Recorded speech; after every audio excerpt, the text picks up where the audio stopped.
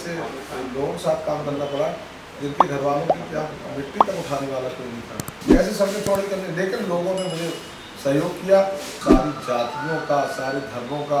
उन लोगों ने माला पहनाकर स्वागत किया। सबका साथ सबका विकास, यहाँ भी जवाब देना है, ऊपर भी जवाब देना है। ये ऐसे बड़े बड़े काम हैं जिनको करना बहुत जरूरी है। ट्यूबवेल नहीं स्थापित किए जाए, जो मैंने 2 सीटें भी करा दी।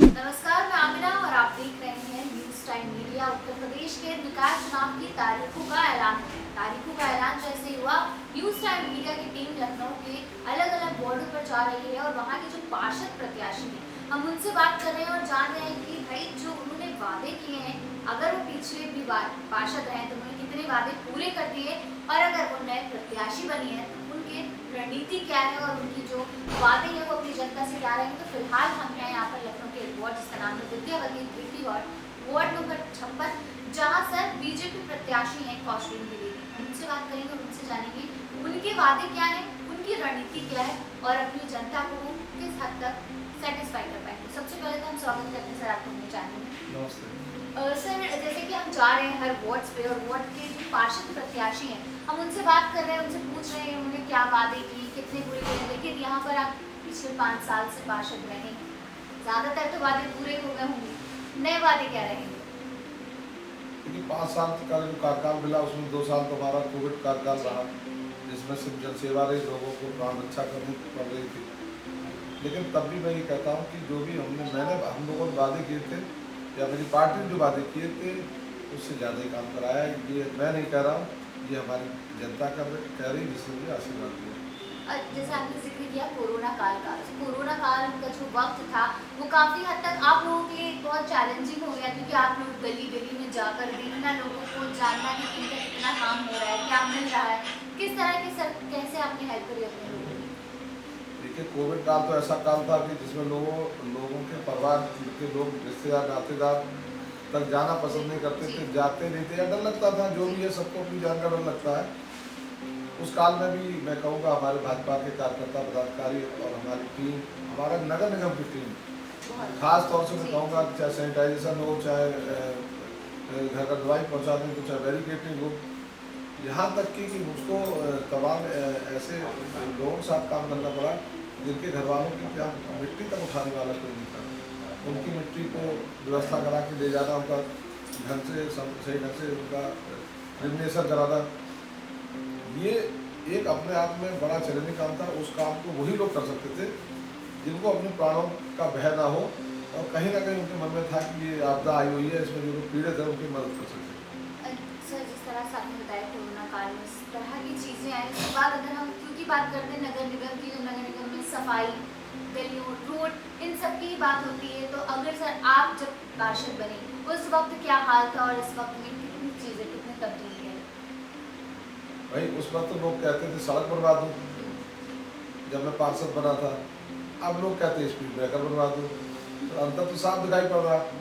क्या आप स्पीड ब्रेकर इसलिए बनवाना चाहते हैं कि सारी सड़कें फर्राटेदार हो गई, लोग तेजी से चल रहे हैं, अब वो कहते हैं स्पीड ब्रेकर बनवा दो। उस वक्त कहते थे सड़क बनवा दो।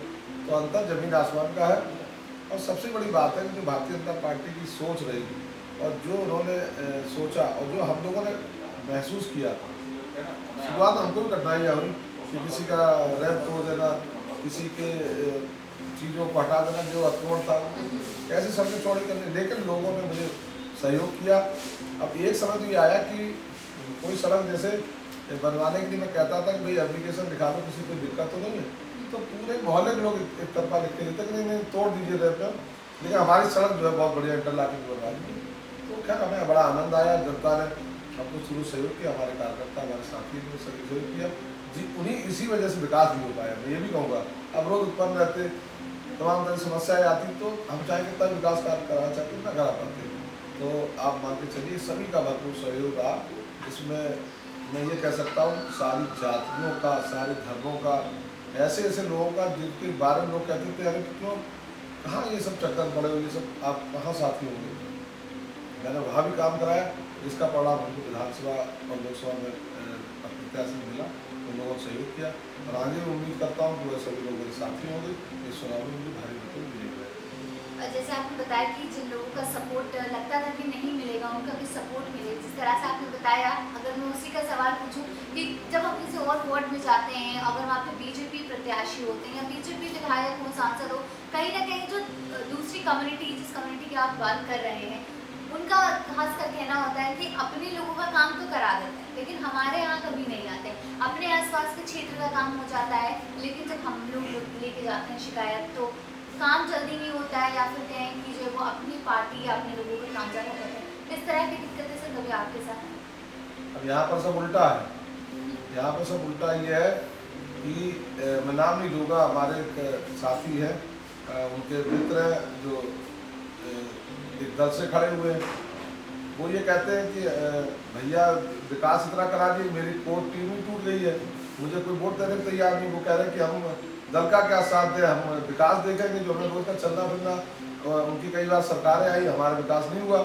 आज जो पार्षद काम कर रहा है हम उसका साथ देंगे, हम इस चुनाव में आपका साथ कतई नहीं देंगे। यहाँ तक कि आप समझिए कि जिस कमेटी की बात कर रही है, अभी ईद के पहले उन लोगों ने हमको अलविदा नवाज को बुलाया, और आप विश्वास मानेंगे, मैंने फेसबुक पर शेयर किया उसको। उन लोगों ने माला पहनाकर स्वागत किया और किसी भी दल के प्रत्याशी को नहीं बुलाया, और एक तरफा समर्थन किया। पहले कहा कि आपने भाईचारे की व्यवस्था यहाँ पर की, जो एक सामुदायिक सौहार्द बना के रखा, और आपने यहाँ के कामों को ध्यान दिया, इस नाते हम आपको सपोर्ट करेंगे।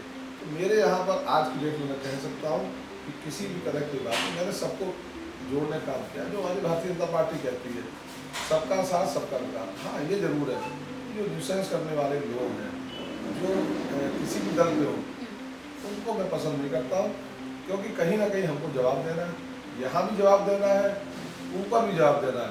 तो कहीं ना कहीं हमको लाइन खींच के काम करना पड़ेगा, जो ठीक है वो ठीक है, और जो गलत है गलत। क्या बात है सर, जिस तरह की आपकी सोच है बहुत अच्छी है। फिलहाल अगर मैं बात करूँ, क्योंकि पिछले 5 साल से आप इस क्षेत्र को काफ़ी अच्छे से जान गए हैं, सारी चीज़ें आपने करा दी है, अब क्या नई रणनीति रहेगी, क्या बात है, क्योंकि लगातार तो आपने सारे काम करा ही दिए, बचे क्या काम और किस तरह के कामों को अब आगे आप अंजाम देते हैं? देखिए, काम तो मेरे मन में बहुत है, लेकिन हमारे आदरणीय खन्ना जी प्रभारी मंत्री है, उन्होंने ये कहा था कि उन्हीं की बात जनता से करना जो करा सको, ऐसे बातें ना कर देना जो तुम्हारे लिए 5 साल समस्या हो जाए। लेकिन फिर भी मेरे मन में इच्छा है कि मेरे वार्ड में CCTV कैमरे लग जाएं, जिससे हमारी लड़कियां, बच्चे, महिलाएं जो निकलती हैं, उनके साथ कोई भेदभाव ना हो, अराजकता ना हो, या ऐसे लोग ना खड़े हों जो घटनाएं करते हैं। एक मेरी ये एक सोच है पब्लिक इंटरेस्ट में। दूसरा, हमारे यहाँ ग्रीन बेल्ट है जो NDA की है, जो जंगल की तरह खड़ी हुई है, जो कॉलोनी बीच में, इसको पार्क की तरह डेवलप किया जाए। उसमें जो जंगली पेड़ है वो हटे और ऑक्सीजन वाले पेड़ लगे, उन्हें बेंचें हों, टहलने घूमने वो हो, पाथवे हो, लाइटिंग हो, वहाँ पे लोग पिकनिक की तरह करें, और जैसे लोग जाए तो अच्छा लगे। तीसरा, जो हमारे नाले हैं, जो लखनऊ विकास प्राधिकरण ने बनाए थे 35 साल पहले बनाए थे, वो नाले जेड़ से लोग सफाई के नाम पे हर बार लाखों रुपये खर्च होते हैं, उन नालों को CC हो जाए, वो नाले कवर्ड हो जाए, तो जिससे कि आसपास रहने वालों को गंदगी से और बदबू से निजात मिलेगी, जो कीड़े मकोड़े मच्छर आते हैं उनसे निजात मिलेगी। दूसरा, CC नालों में पेड़ पौधे नहीं बनाते हैं तो नाला साफ रहेगा, तो हमारे जल निकासी की व्यवस्था सुदृढ़ रहेगी। ये ऐसे बड़े बड़े काम हैं जिनको करना बहुत जरूरी है, और इनका ये मेरी अचीवमेंट के काम होंगे। बाकी काम तो निरंतर प्रक्रिया है, एक तो सलाख खराब होगी फिर हम बनवाएंगे, कहीं साइड पट्टी बिल्टर ला के कराएंगे, वो तो विकास की गति चलती रहेगी। आज कूड़ा पड़ा, कल सफाई होगी, लेकिन ये कामों के साथ साथ जल की समस्या रहती है। तो ट्यूबवेल लगे, एक CWR, मेरी इच्छा है कि दो पानी टंकियाँ हैं हमारी सेक्टर G और D मेरे वार्ड में, उनके नीचे CWR लगाया जाए। CWR के बारे में पूछो, बहुत कम लोग जानते हैं। CWR ये होता है जिसमें पानी की टंकियाँ हमारी लगी हुई हैं, उन टंकियों से पानी घरों में जाना चाहिए, जो नहीं जाता है।